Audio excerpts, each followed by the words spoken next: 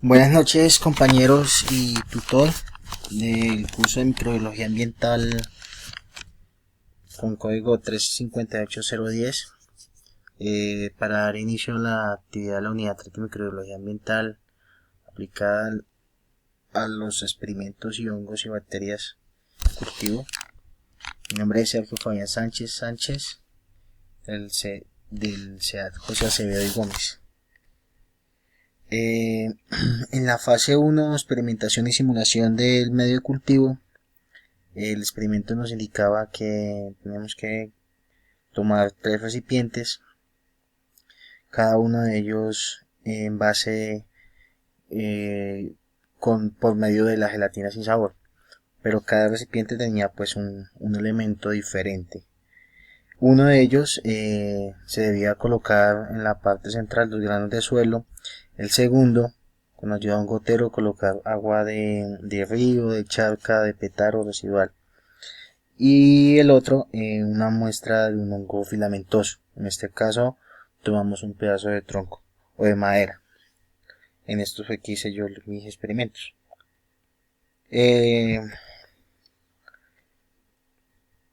Continuamos.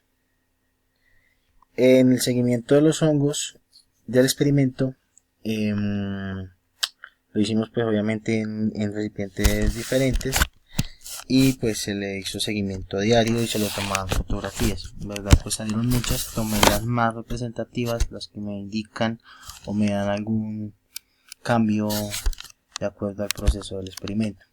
Los primeros días no noté mucho cambio. Creo que los primeros 8 días no noté mucho cambio.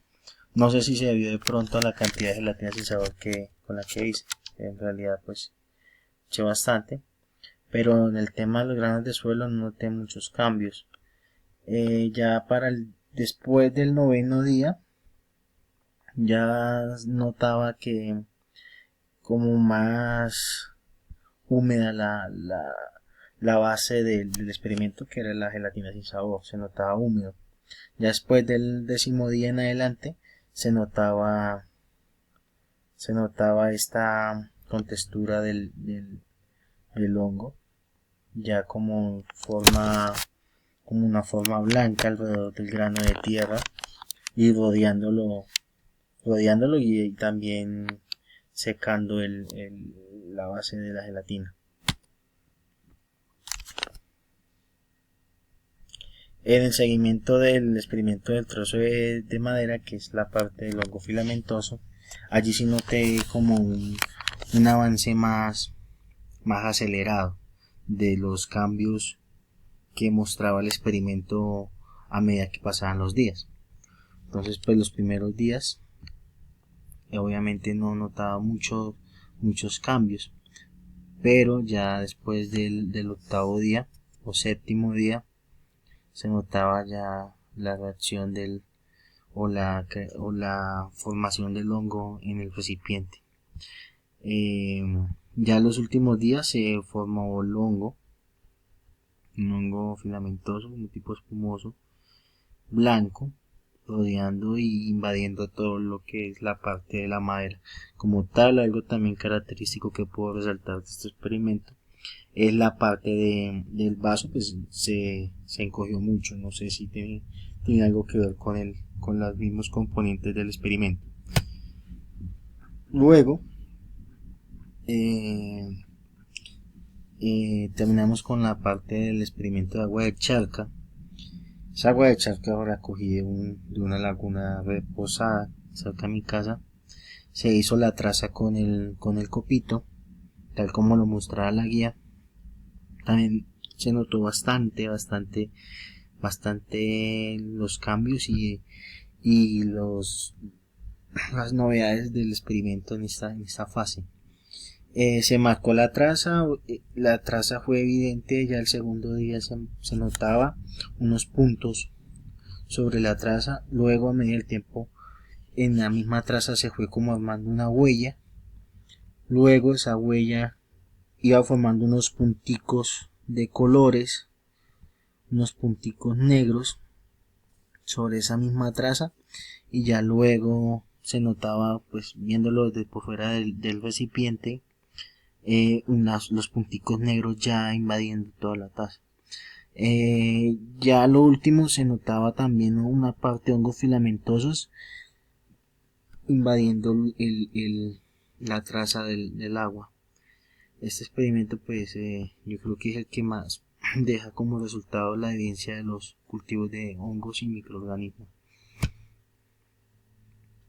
Continuamos con la columna de Winogradski, que nos decía que en el recipiente debíamos colocar en el fondo una mezcla de fango o lodo recolectado junto a tiras de papel periódico, hojas secas, procurando que quede una capa compacta de lodo sin formación de burbujas. Se debía mezclar homogéneamente y agregar una puntilla en acero. Deben dejar una capa compacta de lodo aproximadamente 10 centímetros de espesor. Y con mucho cuidado agregar agua de charca hasta que quede casi lleno el frasco, dejando un espacio entre el frasco y el agua, la tapa del agua del frasco, pero efectivamente nos decían que teníamos que sellarlo como con un plástico o un vinipel. Yo utilicé un frasco de café y pues ahí quedó. En las imágenes pues quedó de esta forma. No noté muchos cambios los primeros 10 días, no noté muchos cambios. Después de los 10 días notaba que había como fases de evaporación en la parte del vinipel, pues se notaban las burbujas de oxígeno cuando al momento de su fotosíntesis, y en la parte inferior del frasco se notaba un color verde oscuro. También en la parte superior, no sé si tiene algo que ver o está relacionado de la muestra del agua, que esta la cogí de una laguna, pero pues al momento de cogerla no era agua sucia nomás, pero en el transcurso del tiempo fue creciendo como lama en la parte, en la superficie. La puntilla en acero, en verdad nunca, desde que la incrusté, no la volví a ver nunca más. O sea, no era evidente ni era visible. No sé qué función tenía la puntilla, pero no la noté mucho. De pronto la puntilla en los temas de los componentes químicos.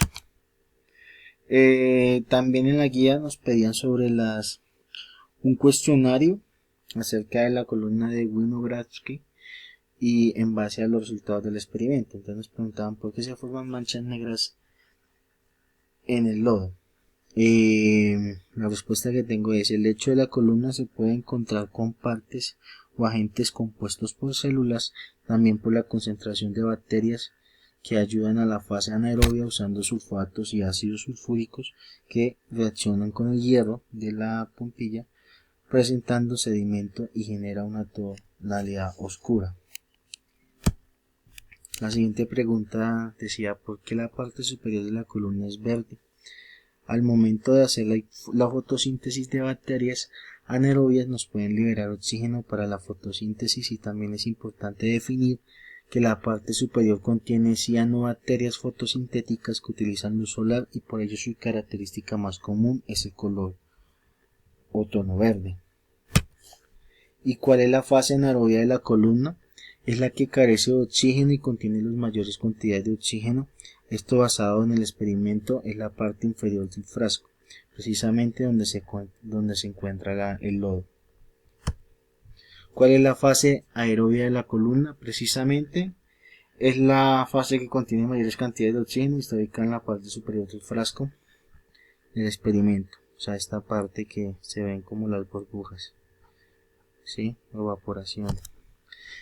¿Cuál es la fase microaerofilia de la columna? Esta fase contiene bajas cantidades de oxígeno y un nivel intermedio moderado de ácido sulfúrico. Sería la parte del centro del frasco, como el intermedio.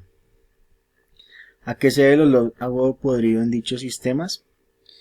Esto se debe al compuesto de ácido sulfúrico y otros microorganismos de incubación que en su proceso generan descomposición. Es por la cantidad de componentes o microorganismos que están relacionados o que son compuestos por ácido sulfúrico. Entonces el ácido sulfúrico tiene esa característica principal que es el olor a huevo en su proceso. Y ya con esto, compañeros, terminamos la presentación y respetada tutora, pues espero que sea de su agrado y cumpla con las expectativas de la guía. Gracias por su atención prestada. Me despido, soy Sergio Sánchez, estudiante de la UNAD del programa de Ingeniería Ambiental. Un saludo.